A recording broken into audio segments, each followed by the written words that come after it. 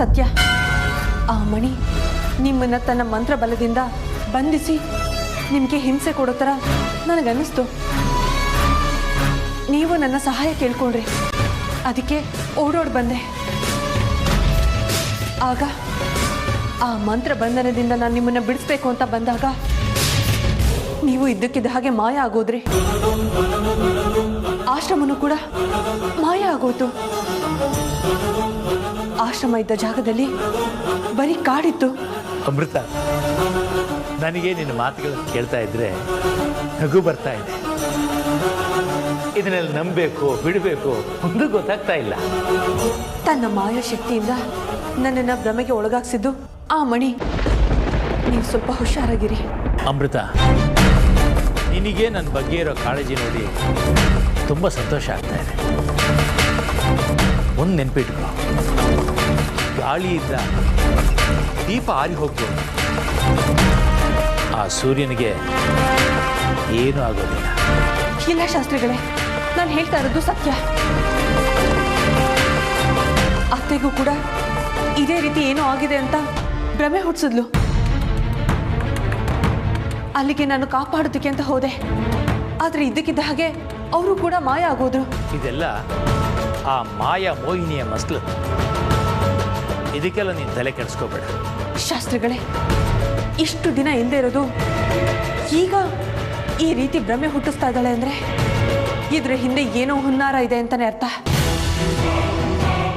ಯಾವುದಕ್ಕೂ ನೀವು ಹುಷಾರಾಗಿರಿ.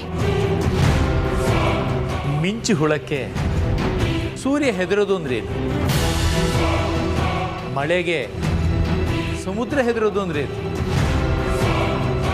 ಈ ಕ್ಷುದ್ರ ಶಕ್ತಿಗಳು ಎಷ್ಟೇ ಆರ್ಭಡಿಸಿ ಅಬ್ಬರಿಸಿದ್ರು ಸಾತ್ವಿಕ ಶಕ್ತಿಗಳನ್ನು ಅವುಗಳ ಕೈಲಿ ಏನು ಮಾಡೋಕ್ಕಾಗೋದಿಲ್ಲ ಅಮೃತ.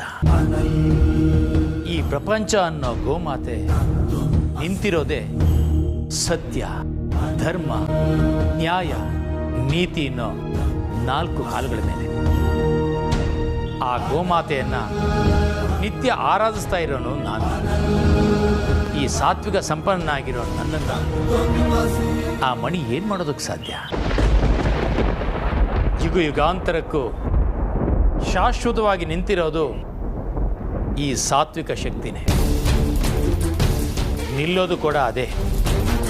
ಇದೇ ಈ ಪ್ರಪಂಚದ ಪರಮ ಸತ್ಯ. ಆದರೂ ಆ ಮಣಿಯಿಂದ ನನಗೆ ಯಾವ ತೊಂದರೆನೂ ಆಗೋದಿಲ್ಲ ಅಮೃತ. ಹಾಗೇನಾದರೂ ಆದರೆ ನನ್ನನ್ನು ನಾನು ಹೇಗೆ ಕಾಪಾಡ್ಕೊಳ್ಬೇಕು ಅನ್ನೋದು ನನಗೆ ಚೆನ್ನಾಗಿ ಗೊತ್ತಿದೆ. ಮೊದಲು ನೀನು ಆ ಭ್ರಮೆಯಿಂದ ಹೊರಗೆ ಬಾ. ನನಗೆ ನಿಮ್ಮ ಅತ್ತೆಗೆ ಏನೋ ಆಗತ್ತೆ ಅನ್ನೋ ಆತಂಕವನ್ನು ದೂರ ಮಾಡ್ಕೊ. ಸರಿ ಶಾಸ್ತ್ರಿಗಳೇ, ನಾನು ಹಿಂದೆ ಬರ್ತೀನಿ. ಆಗ್ಲಮ್ಮ, ಆ ಪರಮೇಶ್ವರ ನಿನಗೆ ಒಳ್ಳೇದು ಮಾಡಲಿ.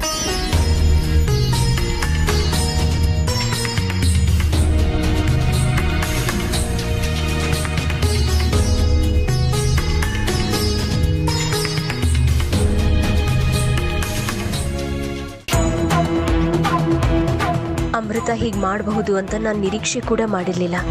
ಅಲ್ಲ, ಅಂಥ ಒಳ್ಳೆ ಮನ್ಸಿದ ಅಮೃತ ಇದ್ದಕ್ಕಿದ್ದ ಹಾಗೆ ಯಾಕೆ ಬದಲಾದ್ಲು?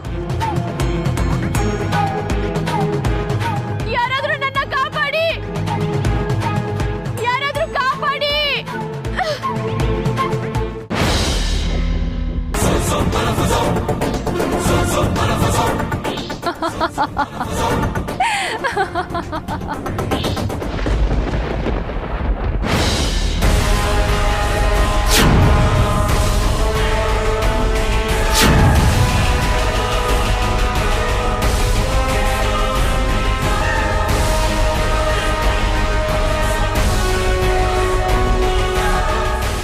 ನಾಗಿಣಿ, ನಿನಗೋಸ್ಕರನೇ ಕಾಯ್ತಾ ಇದ್ದೆ. ನಿನ್ನ ಸ್ವಾಗತಕ್ಕಾಗ್ಲಿ ನಿನ್ನ ಉಪಚಾರಕ್ಕಾಗ್ಲಿ ನಾನು ಇಲ್ಲಿಗೆ ಬಂದಿಲ್ಲ. ಮತ್ಯಾಕೆ ಬಂದಿದ್ಯಾ? ನಿನಗೆ ಒಂದು ಗತಿ ಕಾಣಿಸೋದಕ್ಕೆ ಬಂದಿದ್ದೀನಿ. ಮತಿ ಇಲ್ಲದೆ ಮಾತಾಡ್ಬೇಡ. ನೀನ್ ಎಷ್ಟೇ ಆರ್ಭಟಿಸಿದ್ರು ಅಬ್ಬರಿಸಿದ್ರು ನನ್ನ ತಲೆಯಲ್ಲಿರೋ ಒಂದೇ ಒಂದು ಕೂದಲು ಸಹ ಅಲ್ಲಾಡ್ಸೋದಕ್ಕೆ ಆಗೋದಿಲ್ಲ. ಅತಿಯಾದ ಆತ್ಮವಿಶ್ವಾಸ ಅಂತ್ಯಕ್ಕೆ ನಾಂದಿ ಆಡುತ್ತೆ. ನನ್ನ ಅಂತ್ಯದ ಬಗ್ಗೆ ನೀನ್ ಕನ್ಸ್ ಕಾಣ್ತಾ ಇದ್ಯಾ? ಆ ಆದ್ರೆ ನಿನ್ನ ಅಂತ್ಯಕ್ಕೆ ನಾನು ಓಂಕಾರ ಹಾಕಾಯ್ತು. ನಾನು ಬಿಟ್ಟ ಬಾಣ ತನ್ನ ಗುರಿನ ಮುಟ್ಟುತ್ತೆ. ಕನಸು ಕಲ್ಪನೆಗಳಲ್ಲಿ ಬದುಕ್ತಾ ಇರೋ ನಿನ್ನಂತವಳಿಗೆ ನೀನ್ ಅನ್ಕೊಂಡಿದ್ದೆಲ್ಲ ನಿನ್ನ ಕೈಗೆ ಸಿಗುತ್ತೆ ಅನ್ನೋ ಭ್ರಮೆ ನಂದಲ್ಲ, ನಿಂದು. ನೀನು ನಿನ್ನವರು ಅಂತ ಅಭಿಮಾನಿಸಿ ಆರಾಧಿಸಿದ್ದ ನಿನ್ನತ್ತೆ ಮತ್ತೆ ಆ ಶಾಸ್ತ್ರಿ ಈ ಕ್ಷಣದಿಂದ ನಿನ್ನ ಶತ್ರುಗಳಾಗೋಗ್ತಾರೆ. ನಾಯಿ ಬೊಗಳಿದ ತಕ್ಷಣ ದೇವಲೋಕ ಹಾಳಾಗೋದಿಲ್ಲ. ನನ್ನನ್ನೇ ನಾಯಿಗೆ ಹೋಲಿಸುವಷ್ಟು ಸೊಕ್ಕ ನಿನಗೆ. ಇನ್ನು ಕೆಲವೇ ಕ್ಷಣದಲ್ಲಿ ನಿನ್ನ ಸ್ಥಿತಿ ದಿಕ್ಕೆಟ್ಟಿರೋ ನಾಯಿಗಿಂತನೂ ಕಡೆ ಆಗಿರುತ್ತೆ. ವೈರಿಗಳನ್ನ ಮೆಟ್ಟಿ ನಿಲ್ಲೋ ಸೊಕ್ಕು ನನಗಿದೆ. ಅವರನ್ನ ಸರ್ವನಾಶ ಮಾಡೋ ಶಕ್ತಿನೂ ನನಗಿದೆ. ನ್ಯಾಯ ಅನ್ಯಾಯದ ಯುದ್ಧದಲ್ಲಿ ನಾನು ಯಾವಾಗಲೂ ನ್ಯಾಯದ ಪರವಾಗಿ ಹೋರಾಡಿದ್ದೀನಿ. ಇಲ್ಲಿವರೆಗೂ ನಾನು ನಂಬಿರೋ ನ್ಯಾಯಕ್ಕೆ ಸೋಲಾಗಿಲ್ಲ. ಸುಳ್ಳು ಅನ್ಯಾಯಗಳು ಪ್ರಪಂಚದ ಯಾವುದೇ ಸಮರವನ್ನು ಇಲ್ಲಿವರೆಗೂ ಗೆದ್ದಿಲ್ಲ. ಇತಿಹಾಸದ ಪುಟದಲ್ಲಿ ನಾಯಕನಿಗಿಂತ ಖಳನಾಯಕನೇ ಮಿಂಚಿರೋದು. ಈ ಕ್ಷಣದ ಗೆಲುವು, ಈ ಕ್ಷಣದ ಸಾಧನೆ ಮುಖ್ಯ ಅಷ್ಟೇ. ಅದನ್ ಬಿಟ್ಟು ಕೆಲ್ಸಕ್ಕೆ ಬಾರ್ದೇ ಇರೋ ನೀತಿ ಹೇಳ್ಕೊಂಡು ಬದುಕಿರ್ಬೇಕಾ? ಅಂತ ಬದುಕಿಗಾದ್ರೂ ಒಂದು ಅರ್ಥ ಬೇಕಲ್ವಾ? ಮತ್ತೊಬ್ಬರ ಸಂಸಾರದ ಮೇಲೆ ಕಣ್ಣು ಹಾಕೋದು, ಬೇರೆಯವರ ಜೀವನನ ಹಾಳು ಮಾಡಿ ನೆಮ್ಮದಿ ಕಾಣೋದು ಒಂದು ಹೋರಾಟನ? ಸಮರ ಗೆಲ್ಲೋ ಯೋಧನಿಗೆ ಸಹನೆ ಮುಖ್ಯ ಅಂತಾರೆ. ಒಂದು ಮಾತನ್ನ ಹೇಳ್ತೀನಿ ಕೇಳು. ಇಲ್ಲಿ ನೀನ್ ನನ್ನ ಜೊತೆ ಯುದ್ಧ ಮಾಡ್ಕೊಂಡು ಅಥವಾ ವಿತಂಡವಾದ ಮಾಡ್ಕೊಂಡೆ ನಿಂತ್ರೆ ನಿನ್ನ ಅತ್ತೆ ಅಲ್ಲ ನಿನ್ನ ಅಮ್ಮ, ಅದೇ ಆ ಹೇಮ, ಅವಳ ಜೀವ ಯಮಲೋಕಕ್ಕೆ ಸೇರ್ಕೊಳ್ಳುತ್ತೆ. ನಿನ್ನ ಕಪೋಲ ಕಲ್ಪಿತ ಮಾತನ್ನ ನಾನ್ ನಂಬೋದಿಲ್ಲ. ಯಾಕೆ ಅಂದ್ರೆ ಈ ಹಿಂದೆ 2 ಸಾರಿ ನನ್ನ ಮನಸ್ಸಲ್ಲಿ ಭ್ರಮೆನ ಮೂಡಿಸಿದ್ಯಾ. ಆಗ ನಾನು ಸೃಷ್ಟಿಸಿದ್ದು ಭ್ರಮೆ, ಒಪ್ಕೊಳ್ತೀನಿ. ಆದ್ರೆ ಈಗ ನಿಜವಾಗ್ಲೂ ನಿನ್ನ ಅತ್ತೆನ ನನ್ನ ಮಂತ್ರ ಶಕ್ತಿಯಿಂದ ಬಂಧಿಸಿದ್ದೀನಿ. ಬೇಕಾದ್ರೆ ನಿನ್ನ ಅತ್ತೆ ಅಲ್ಲ ನಿನ್ನ ಅಮ್ಮ ಅವಳ ಅರ್ಥನಾದನ ಕೇಳಿಸ್ಕೊ.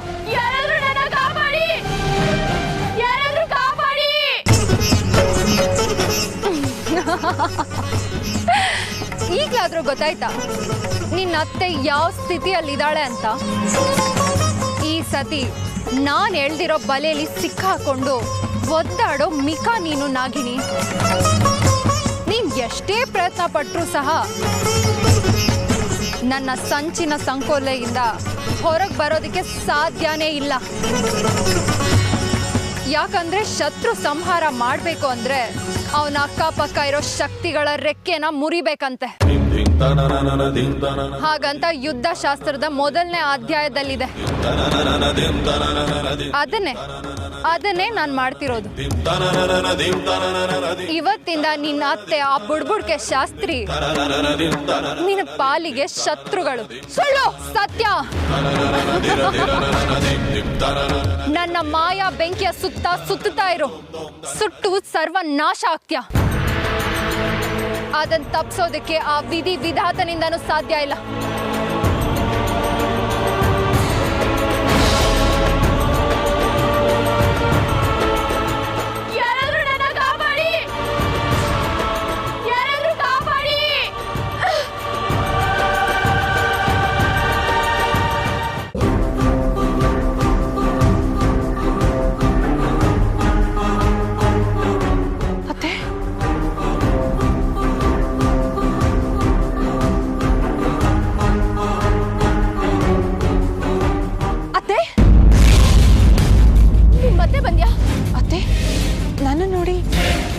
ಈ ರೀತಿ ಬೆಚ್ಚ ಬೀಳ್ತಾ ಇದ್ದೀರಾ? ಸಾಕ್ಷಾತ್ ಸಾವೇ ಎದುರಿಗೆ ಬಂದು ನಿಂತ್ರೆ ಬೆಚ್ಚ ಬೀಳದೆ ಇನ್ನೇನು ಮಾಡಬೇಕು? ಅತ್ತೆ, ನಾನು ನಿಮ್ಮ ಸೊಸೆ ಅಮೃತ. ನನ್ನನ್ನೇ ಸಾವು ಅಂತ ಹೇಳ್ತಾ ಇದ್ದೀರಲ್ಲ, ಏನಾಗಿದೆ ನಿಮಗೆ? ಹುಚ್ಚು ಹಿಡ್ದಿದೆ ನನಗೆ. ನಿನ್ನ ನಿಜ ರೂಪ ಯಾವುದು ಅಂತ ನನಗೆ ಗೊತ್ತಾಗ್ತಾ ಇಲ್ಲ. ನಿಮ್ಮ ಭಯದ ಕಾರಣ ಏನು ಅಂತ ನನಗೀಗ ಗೊತ್ತಾಯ್ತು ಅತ್ತೆ. ನಿಮ್ಮ ಈ ಸ್ಥಿತಿಗೆ ನಾನು ಕಾರಣ ಅಲ್ಲ, ಆ ಮಣಿ. ಅವಳಿನ್ಯಾವತ್ತೂ ನಿಮ್ಮ ತಂಟೆಗೆ ಬರ್ದೇ ಇರೋ ಹಾಗೆ ನಾನು ನೋಡ್ಕೋತೀನಿ.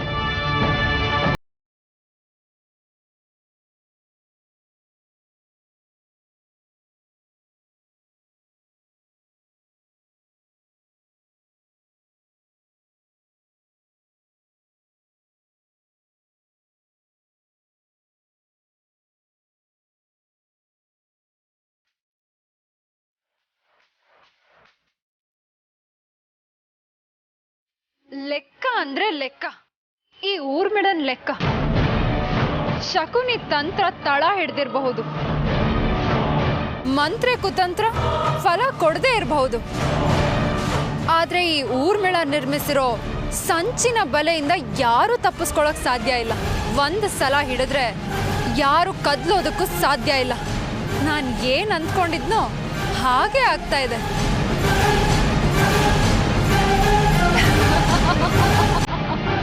ಬನ್ನಿ ಅತ್ತೆ, ಬನ್ನಿ.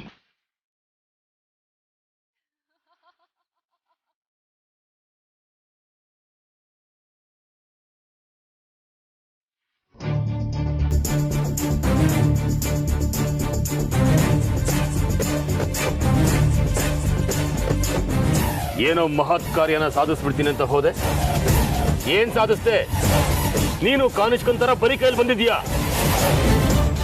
ಸಹನೆ ಅನ್ನೋದು ಸಾಧಕನ ಮುಖ್ಯ ಲಕ್ಷಣ. ಕೊನೆಲಾರ್ದೋಳು ನೆಲ ಡೊಂಕು ಅನ್ನಂತೆ. ಆ ರೀತಿ ನೀನ್ ಹೇಳ್ಬೇಡ. ಯಾವಾಗ ಸಹನೆ ಇರಬೇಕು, ಯಾವಾಗ ಕೋಪ ಬರಬೇಕು ಅನ್ನೋದು ನನಗೆ ಚೆನ್ನಾಗಿ ಗೊತ್ತು. ಅದೇನ್ ಕಟ್ಟಾಕಿದ್ಯಾ ಹೇಳು. ಈಗ ನಿನಗೊಂದು ಅಚ್ಚರಿ ಕಾದಿದೆ. ಮಂತ್ರಕ್ಕಿನ್ನ ಅವುಗಳೇ ಜಾಸ್ತಿ ಅನ್ನೋ ರೀತಿ ಮಾತಾಡಬೇಡ. ಏನಾದ್ರೂ ಮಾಡಿ ಬಂದಿದ್ಯೋ ಅಥವಾ ಏನು ಮಾಡದೆ ಸೋತು ಬರೀ ಕೈಲಿ ಬಂದಿದ್ಯೋ ಅದನ್ನ ಮೊದಲು ಹೇಳು. ಸೋಲು ಅನ್ನೋದು ಈ ಊರ್ಮಿಳಗೆ ಗೊತ್ತಿಲ್ಲ. ನಾನ್ ಮಾಡಿರೋ ಘನ ಕಾರ್ಯ ಏನು ಅನ್ನೋದನ್ನ ನೋಡ್ಬೇಕು ತಾನೆ. ನೋಡಿ.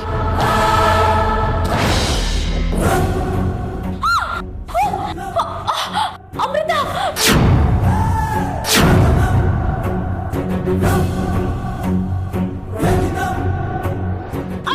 ಕಾಪಾಡಿ.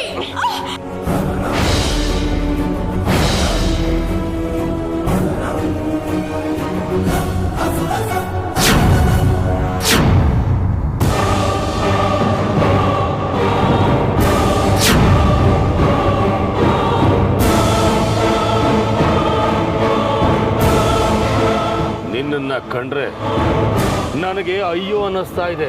ಯಾಕೆ ಅನುಕಂಪದ ಮಾತು? ಇನ್ನೇನ್ ಮತ್ತೆ, ನಿನ್ನ ಕಣ್ಣು ತಪ್ಪಿಸಿ ಅಮೃತ ಹೇಮನ್ನ ಕರ್ಕೊಂಡು ಹೋಗ್ತಾ ಇದ್ದಾಳೆ. ಇದ್ರಲ್ಲಿ ಏನ್ ಬಂತು ನಿನ್ನ ದೊಡ್ಡ ಅಸ್ತಿಕೆ? ಬಾಬಾ, ನೀವು ಮತ್ತೆ ನಿಮ್ ಶಿಷ್ಯಂದ್ರು ನಾಗಿಣಿ ವಿರುದ್ಧ ಹೋರಾಡಿ ಹೋರಾಡಿ ನಿಮ್ಮ ತಾಳ್ಮೆನ ಕಳ್ಕೊಂಡಿದ್ದೀರಾ. ಸ್ವಲ್ಪ ತಾಳ್ಮೆಯಿಂದ ನೋಡ್ತಾ ಇರಿ ಏನಾಗತ್ತೆ ಅಂತ. ನೀನು ಬಾಬನ್ ತರ ಬಣ್ಣ ಬಣ್ಣದ ಕಾಗೆ ಹಾರಿಸ್ತಿದ್ಯಾ ಅಂತ ನನ್ಗೆ ಅನ್ನಿಸ್ತಾ ಇದೆ.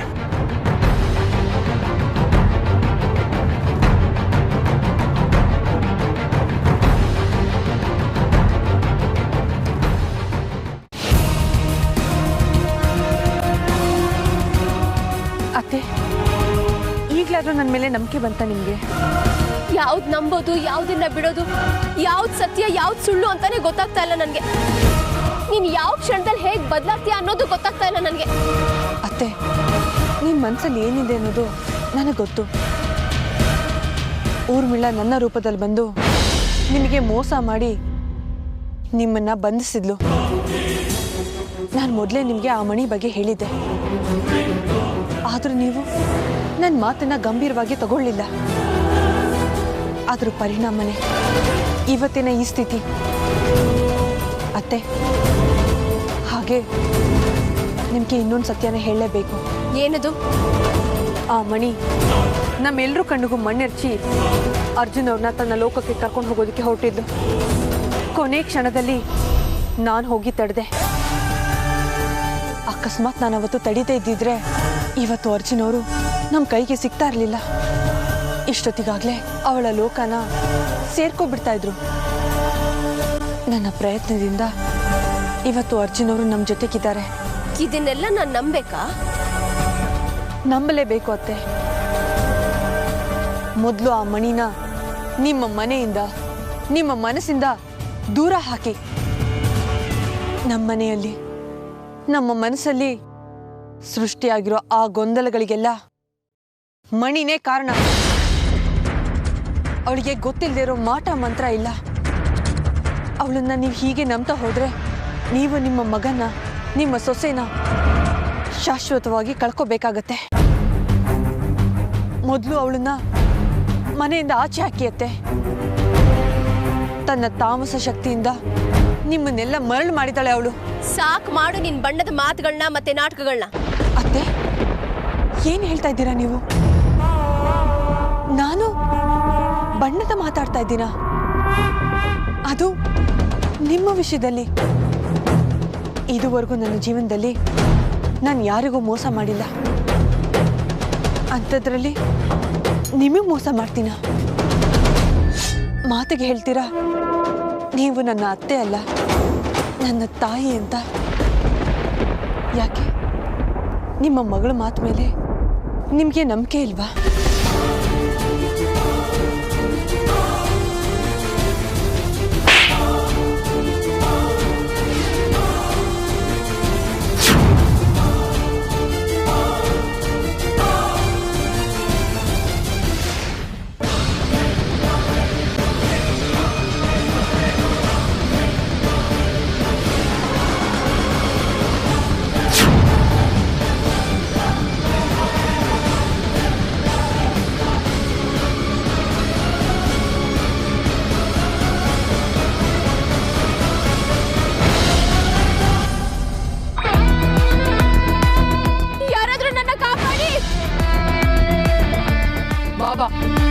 ಈಗಲಾದ್ರೂ ಗೊತ್ತಾಯ್ತಾ ನನ್ನ ಶಕ್ತಿ ಮತ್ತು ನನ್ನ ಯುಕ್ತಿ ಬಗ್ಗೆ?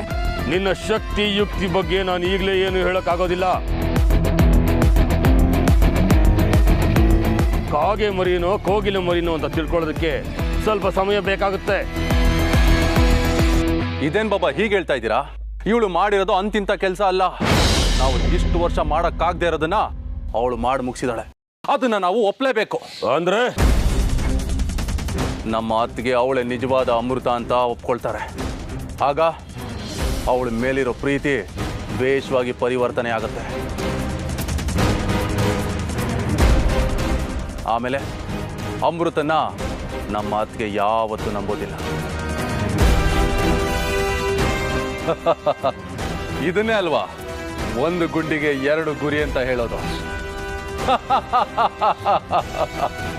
ಶಬಾಷ್ ಊರ್ಮಿಳಾ, ನೀನು ಹೀಗೆ ನರಿ ಬುದ್ಧಿ ಉಪಯೋಗಿಸ್ತೀಯ ಅಂತ ನಾನು ಅನ್ಕೊಂಡಿರ್ಲಿಲ್ಲ. ನೋಡಿದ್ರ ಬಾಬಾ, ಇವಳು ನಿಮ್ಗಿಂತ ಒಂದು ಕೈ ಹೆಚ್ಚು ಅಂತ